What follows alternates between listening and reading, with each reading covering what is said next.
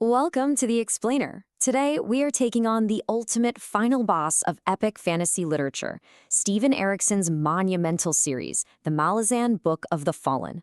Look, if you've ever dipped your toes into fantasy reader circles, you've probably heard the hushed, somewhat terrified whispers about this series. It's got this massive reputation for being incredibly challenging, breathtakingly vast, and just deeply complex. But don't worry, we're going to start right at the threshold with its notoriously demanding first book, Gardens of the Moon. Our goal today? To give you a complete, beginner-friendly guide so you can step into this universe with absolute confidence. There's this brilliant quote from a character named Toke the Younger, who you'll meet early on in that first book. He says, "Out of your depth, Captain? Don't worry, every damn person here is out of their depth. Start with what's right in front of you and forget the rest for now." And honestly, that perfectly captures the intended reading experience. You are actually supposed to feel completely out of your depth. Erikson literally drops you into the middle of a war zone. Just like the regular, boots-on-the-ground soldiers you're following, you aren't given all the answers up front. The confusion, it's an intentional, temporary feature of the narrative. You just have to focus on what's right in front of you and trust that the rest is going to show up in its own time. So here's our actual survival guide for navigating this universe. We'll be covering 1. The drop-in, 2. The map, 3. The rules of survival, 4. The players, 5. The philosophy, and finally, 6. The strategy. Starting with part 1, the drop-in, the ultimate fantasy final boss. Before we even talk about the plot, we have to look at the sheer, mind-boggling scale of this world. Get this. This universe originally began as a highly detailed tabletop RPG campaign created by Steven Erikson and Ian C. Eslamont long before a single sentence was ever published. Because of that background, when you start this 10-book series, you're stepping into roughly 3.3 million words of fully fleshed out history spanning thousands of years. Just to put that into perspective, that is about 6 times the length of the entire Lord of the Rings trilogy. It's an absolute behemoth. But the beauty of it is, the story is completely finished. The entire 10-book epic is ready and waiting for you from start to finish.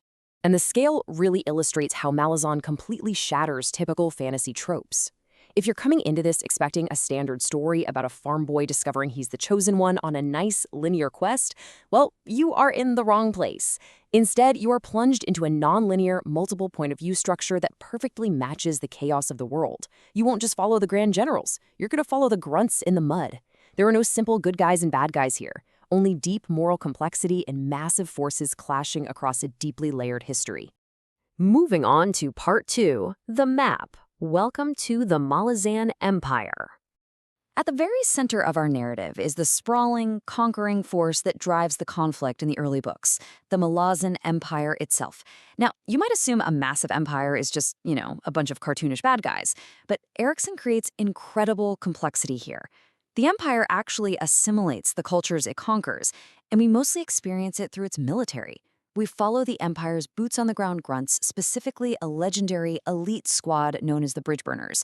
These soldiers are intensely loyal to each other, but here is the major twist. They are actively being betrayed and targeted by their own ruthless leadership, specifically the new empress, Lasine. So right from page 1, you find yourself rooting for the soldiers of the so-called evil empire. Let's hit part 3. The rules of survival, gods, ascendants, and warrens. If you don't understand the ground rules, the magical battles will just feel like absolute chaos. First up, the magic system, warrens. Think of warrens kind of like accessing parallel universes or alternate dimensions to siphon raw power, or even to fast travel. It's actually a soft, emotionally driven magic system disguised as a hard rule-based one. When a mage wants to do magic, they open their warren. Basically, they draw upon specific elemental realms, like a realm of shadow or a realm of fire.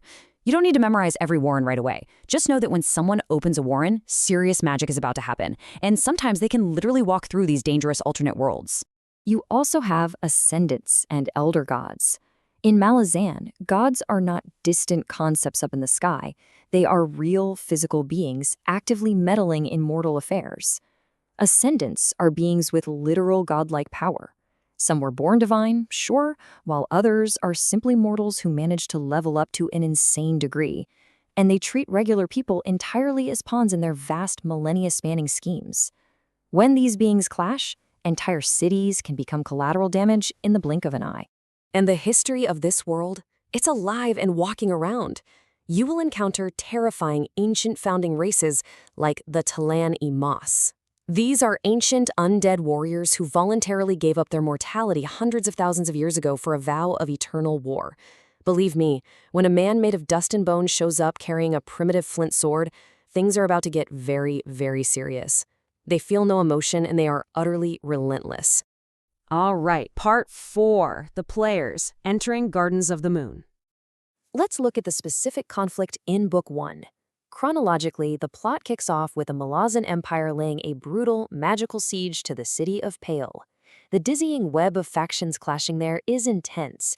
You see how the Malazan military, which includes those elite bridge burners and powerful high mages like Teshrin, is getting squeezed. On one side, you have scheming gods trying to manipulate the outcome. On the other side, you have incredibly powerful free agents and local defenders who absolutely refuse to kneel to the Empire's expansion. For example, looking at the wildcards, you have Anamanda Rake. According to the sources, he's basically a cross between Ozzy Osbourne and Jesus. I mean, he is the ageless, brooding, intensely powerful leader of a melancholic ancient race called the Tistandii. Oh, and he commands a literal floating mountain fortress called Moon Spawn. Chronologically, right after the devastating clash at Pale, Rake moves this flying mountain to park it directly over the Empire's next target, the free city of Darzu-Histan, just to defend it. When a flying mountain parks itself over your city to defend it against an empire, you know you are reading top-tier epic fantasy. Now, on the divine side of the conflict, you have the gods of Shadow, Shadowthrone and his companion Ketelian, who is the patron of assassins. What's really fascinating here is that these two are secretly Kellanved and Dancer. Those are the supposedly assassinated founders of the very Malazan Empire that is currently conquering the world. They used their own fake deaths to enter a realm, ascend to godhood, and now they're playing a long, deadly game of revenge against the new empress, using anyone and everyone in Dargistan and beyond as their pawns.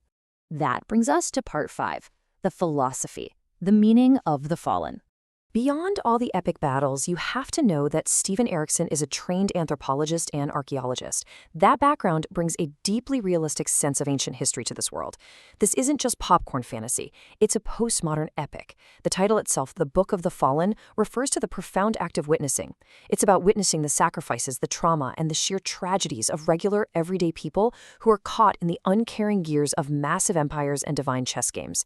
The series heavily explores what it means to retain compassion and humanity in a deeply indifferent, often brutal universe.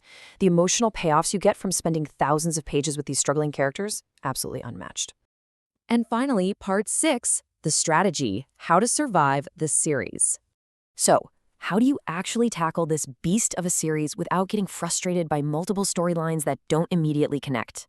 Well, here is your literal survival guide for reading Gardens of the Moon and beyond. Step 1. Expect confusion. Accept it as an intentional feature, not a bug. Step 2. Just try to focus on 2 to 3 main characters per chapter to ground yourself. Step 3, and this is a huge one, use the glossary at the back of the book, but do not Google anything. Autocomplete will spoil major plot points instantly. And finally, step 4, trust the author. Erikson deliberately treats you like an adult who can put the puzzle pieces together in due time. If you have the patience to navigate the deep end and embrace the mystery, you are going to be deeply rewarded. The threads really do weave together, leading to emotional Avengers-level payoffs that make the Malazan Book of the Fallen an absolutely unforgettable masterpiece. So I have to ask, are you ready to witness the Fallen? Pick up Gardens of the Moon and experience one of the greatest achievements in modern fantasy. Let that question linger as you consider taking the plunge into the Malazan Empire. Thanks for joining me on this explainer, and hey, happy reading!